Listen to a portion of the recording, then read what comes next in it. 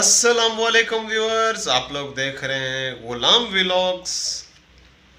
आज की वीडियो होने वाली है बड़ी शानदार, क्योंकि भाई आज हम आपको दिखाएंगे सूबा सिंध की जो सिंधी कम्युनिटी है उनकी शादी की रस्में क्या होती हैं, इस बारे में हम डिस्कस करेंगे। बहरहाल वीडियो को शुरू करने से पहले जो है, आप मेरे इस चैनल पर न्यू हैं, अभी तक चैनल को सब्सक्राइब नहीं किया है तो फ़ौरन से चैनल को सब्सक्राइब कर लें। सीधे हाथ पे बेल आइकन होगा, घंटी का बटन होगा, उस पर क्लिक करें, उसको ओके करें, ऑल नोटिफिकेशन ओके कर लीजिएगा ताकि हर नए आने वाली वीडियो जो है वो आप तक पहुंच सके। तो वीडियो को करते हैं शुरू।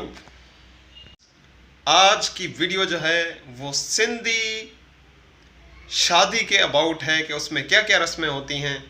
और सिंधी शादी में जो है मैं ख़ास तौर पे सिंधी रूरल एरियाज़ की बात करूँगा। अर्बन तो मतलब शहरी सिंध में ख़ास तौर पे वहाँ पर चाहे सिंधी कम्युनिटी हो या उर्दू कम्युनिटी हो, ये मैं लैंग्वेज की बात कर रहा हूँ, कम्युनिटी से मुराद यहाँ पर लैंग्वेज है।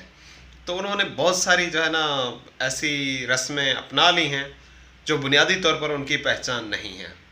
गाँव में क्या होता है, अक्सर शहरों में ये होता है कि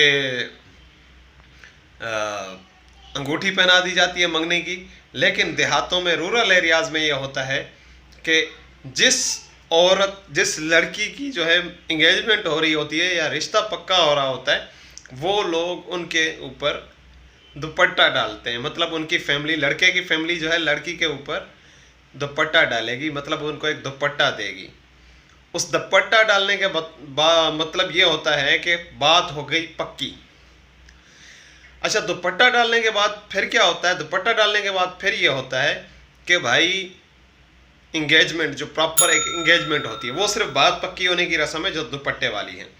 और इंगेजमेंट जिसको मंगनी कहते हैं, वो सिंपली ये होता है कि एक मेहंदी की रस्म होती है। मतलब छोटी सी मेहंदी, हाथों पे मेहंदी लगाते हैं लड़के के और लड़की के, कि भाई एक रस्म है। ये मैं रूरल एरियाज़ की दोबारा से कह रहा हूँ कि सिंध के देहात के इलाकों में इस तरह से रस्म अदा की जाती है कि लड़की को लड़के को मेहंदी लगा दी जाती है कि भाई आज प्रॉपर एक डे होता है, उस डे पे मेहंदी लगाई जाती है।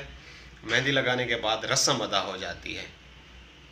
ठीक है, तो ये हो गया इंगेजमेंट का। इंगेजमेंट के बाद जो है वो क्या होता है, वो थोड़ा सा आप वीडियोज़ देख लें। ये इसके बाद मैं आपको डिटेल बताता हूँ कि क्या क्या रस्में होती हैं। ठीक है,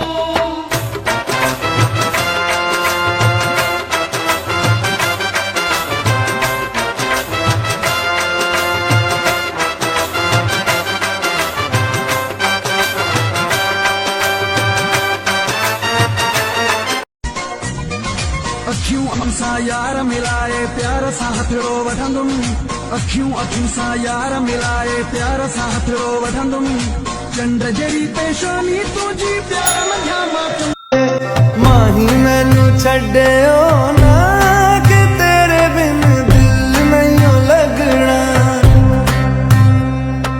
जिथे भी तू चलना है। देखिए आपने, पता नहीं आपको समझ आई या नहीं आई। अब इनको मैं ब्रीफ करने लगा हूँ।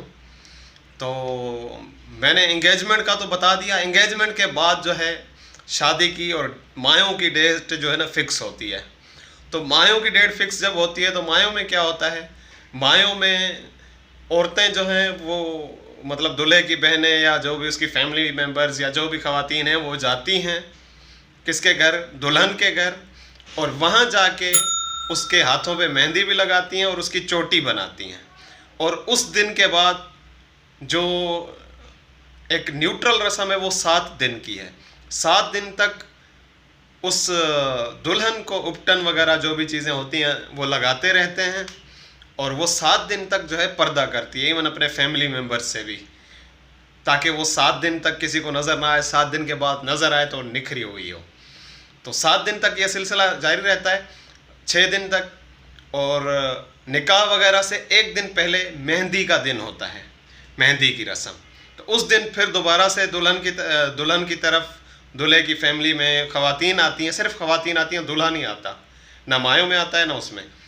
तो वो जो है वो जाती हैं, दुल्हन को हाथों पाँव पे मेहंदी लगाती हैं। पहले तो पूरा ही मेहंदी का लेप लगा लेते थे, आजकल डिज़ाइंस बनाती हैं। और उसके बाद उसी दिन भी होता है, अक्सर जगहों पर नेक्स्ट डे भी होता है, लेकिन जो रस्म है वो ये है कि 1 दिन बाद जो है निकाह होता है। निकाह वही रस्म है जो हम सब मुसलमान माशाल्लाह से करते हैं, वही तरीक़ाकार है। निकाह के बाद दूल्हे मियाँ को जो है वो दुल्हन की तरफ लाया जाता है, मीन्स जहाँ दुल्हन मायों के लिए बैठी हुई होती थी वहीं पर उसको तैयार करके उसी कमरे में बिठा देते हैं। तो देहातों में क्योंकि इस तरह का मामला नहीं है कि स्टेज वगैरह कुछ भी नहीं है, वो कमरे में ही रहती हैं। तो कमरे के बाहर जो है जो टोकरी होती है, लकड़ियों की बनी हुई एक टोकरी होती है, उस टोकरी के ऊपर दूल्हे को बिठाया जाता है। और एक तेल होता है, जो सरसों का तेल हम सर में लगाते हैं, जितने भी वो कंवारे लड़के होते हैं वो थोड़ा थोड़ा हाथ करके दूल्हे के सर पे तेल लगाते हैं। ये एक रस्म है वैसे। उसके बाद फिर दूल्हे मियाँ जाते हैं कमरे की तरफ अपने साथियों के साथ। तो दुल्हन की बहनें या उसकी सहेलियाँ जो भी होती हैं, वो टीम, वो दरवाज़ा खोलने की डिमांड करती है कि मुझे 5,000 10,000 जितना भी अमाउंट है वो दें। तो वो अपनी डिमांड पूरी करवाती हैं, उसके बाद दरवाज़ा खोलते हैं। तो उसके बाद क्या होता है वो मैं आपको आगे बताता हूँ। रहा था कि दूल्हे मियाँ दरवाज़े खोलने की फ़ीस, जो पैसे होते हैं वो देने के बाद वो आ जाते हैं उस कमरे में जहाँ दुल्हन होती है। तो वहाँ पहुँचते ही दूल्हे मियाँ जो है दुल्हन को उठा के एक साइड करके बिठाते हैं, क्योंकि सेंटर में बैठी होती हैं रूम के ना, नीचे ही होता है सारा निज़ाम। तो साइड पे बिठाते हैं और मुसल्ला बिछा के, जाए नमाज बिछा के जो है वो 2 रकत नवाफिल जो है ना वो अदा करते हैं। 2 रकत नफिल अदा करने के बाद दूल्हे मियाँ के जो है एक रस्म शुरू हो जाती है। उस रस्म को कहते हैं, सिंधी में कहते हैं लावा। वो लावा क्या होती है, उसकी शुरुआत एक स्पेसिफिक, उसके लिए एक जो है ना शादी का एक सॉन्ग बनाया गया है, वो बुज़ुर्ग ख़वातीन गाती हैं। और वो सॉन्ग बेसिकली थोड़ा सा इस तरह से लाऊं ड्यो घोट कुंवर के लाऊं ड्यो, आगे मतलब एक बहुत बड़ा है। तो वो इस तरह से शुरू होता है। तो वो क्या होती हैं, टक्करें होती हैं, 7 टक्करें होती हैं। तो इसमें ये होता है कि देहात में अक्सर ये देखा गया है कि वो एक ही खातून होती है, वो टक्करें करवा रही होती है। टक्करों के बाद फिर जो है ना वो रोई होती है, जिसको कॉटन कहते हैं, वही सॉन्ग चल रहा होता है, कंटिन्यू होता है ना। वो दुल्हन के कंधे पे रखते हैं, दूल्हा वो उठा रहा होता है, चुन रहा होता है। और इसी तरह से यही रस्म फिर जो है क्या करते हैं, फिर दूल्हे के कंधे या सर पे रखती हैं और दुल्हन वो उठा रही होती है, चुन रही होती है। उसके बाद क्या होता है, उसके बाद ये होता है कि जो है तिल, शायद आपने देखे होंगे, तिल या चावल या फिर कुछ जगहों पर चीनी का भी इस्तेमाल किया जाता है। तो वो हाथ में लेकर उसको बांटा जाता है, मतलब दूल्हा दुल्हन के हाथ में रखता है, फिर दुल्हन वापस दुल्हन के हाथ में रखती हैं। तो ये बांटने, तकसीम करने की एक रस्म होती है, ये आपस में करते हैं। तो फिर साथ में दूल्हा दुल्हन के बाद फिर दूल्हे का भाई और दुल्हन में भी ये चीज़ होती है, डिस्ट्रीब्यूशन वाला मामला जो है ना। तो ये रस्म का हिस्सा है। उसके बाद ये होता है कि भाई दुल्हन और दूल्हे मियाँ को जो है सामने शीशा रख के दूल्हे का मुंह दिखाया जाता है, चेहरा दिखाया जाता है, मतलब फेस दिखाया जाता है दोनों को एक दूसरे का ना। तो ऊपर कवर कर दिया जाता है, वो एक दूसरे को देखते हैं। अच्छा, उससे पहले जो है ये लाऊं की, जो लावा के निकाह मतलब जो है रस्म है, वो अदा करने से पहले दूल्हे की, क्योंकि अजरक होता है सिंधी शादियों में, दूल्हे का अजरक और दुल्हन का दुपट्टा उनको बांधा जाता है। ये दूल्हे की जो है ना बहन ये करती है। और उसके बाद क्या होता है कि दुल्हन जो है वो ये हाथ बंद करती है, हाथ की मुट्ठी बंद करती है। दूल्हे ने वो खोलनी होती है अपनी एनर्जी से, ताकत से जो है ना। तो यही जो है प्रैक्टिस, फिर दूल्हा मुट्ठी बंद करता है और दुल्हन ने वो मुट्ठी जो है खोलनी होती है। उसके अलावा है कि आजकल तो रस्म आ गई, वैसे ये नेचुरल रस्म नहीं है सिंधी शादी की ना। वो ये है कि दूल्हा दुल्हन उठते हैं, रुखसती का ऐसे समझे वक्त हो जाता है, तो दूल्हे मियाँ के जूते छुपाए जाते हैं, उसके पैसे दिए जाते हैं जो नॉर्मली होता है। तो वहाँ दूल्हे मियाँ मुँह मांगी कीमत देते हैं और देनी पड़ती है। उसके बाद दुल्हन अपनी फैमिली से, अपने पेरेंट्स से, अपने बाकी फैमिली मेम्बर्स से वो जो भी रुखसती की है उनके साथ मिलती हैं, वो रुखसती हो जाती है और ये रस्में हैं। तो व्यूअर्स आप लोग बताइएगा कमेंट करके कि आप में से किस किस के पास आज तक इस तरह की रस्में होती हैं और इसमें कितने % मिलावट हो चुकी है, ये आप लोग ज़रूर बताइएगा।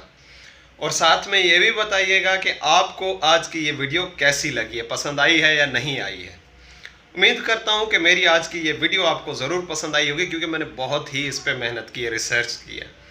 तो मेरे चैनल पे आप न्यू हैं या पुराने हैं और मेरे चैनल को अभी तक सब्सक्राइब नहीं किया है तो काइंडली फ़ौरन से चैनल को कर लें सब्सक्राइब, ताकि हर नए आने वाली वीडियो आप तक पहुंच सके।